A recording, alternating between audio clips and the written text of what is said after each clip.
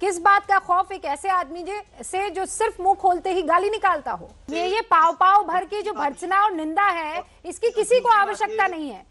कल से आप लोग सब यही काम कर रहे हैं कि हम कड़ी निंदा करते हैं, हम आलोचना करते हैं, हम अरे गलत है ना सर, मान लिया। ये इस शख्स का गुरूर और सातवें आसमान पर नहीं पहुंचेगा।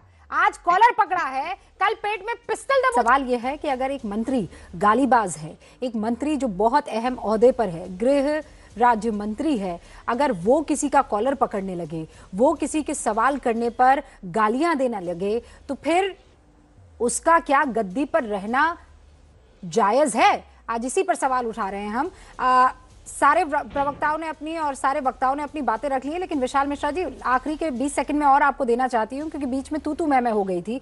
आप मुझे ये बताइए कि वजह क्या है, क्यों पार्टी कोई एक्शन नहीं ले पा रही है? किस बात का खौफ एक ऐसे आदमी से जो सिर्फ मुंह खोलते ही गाली निकालता हो, जिसके बेटे की संलिप्तता पाई जा रही हो, आरोपी हो एक बड़े से बड़े कांड में?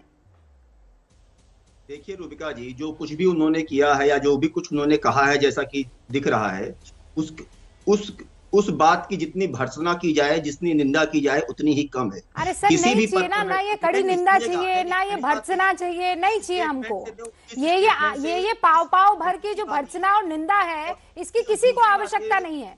कल से आप लोग सब यही काम कर रहे हैं कि हम कड़ी निंदा करते हैं, हम आलोचना करते हैं, हम अरे गलत है ना सर, मान लिया। आप सब ने कह दिया, लेकिन ये काफी नहीं है। मैं कह रही हूँ ये काफी नहीं है। एक्शन क्यों नहीं लिया जा रहा, आप मुझे ये बताइए। दूसरी बात ये कि जुडिशियल प्रक्रिया, न्यायिक प्रक्रिया चल रही है ना, भारत में विधि का शासन है ना, रूल ऑफ द लॉ है ना, no one is above the law. यहाँ पे रेक्स लेक्स नहीं है, यहाँ पे लेक्स रेक्स है। लॉ इज द किंग है यहाँ पे रूबिका जी। तो जब न्यायिक प्रक्रिया का पालन हो रहा है, लेकिन इस आदमी का क्या करें जो अपने आप को सबसे बड़ा किंग और सबसे बड़ा लॉ मान रहा है? आप इस बात को समझिए ना विशाल जी। एसआईटी की रिपोर्ट आई रूबिका जी, कोई छेड़छाड़ हुई? कोई छेड़छाड़ नहीं हुई है, लेकिन एसआईटी को लेकर टिप्पणियां सुप्रीम कोर्ट की आपको भी मालूम है ना सर।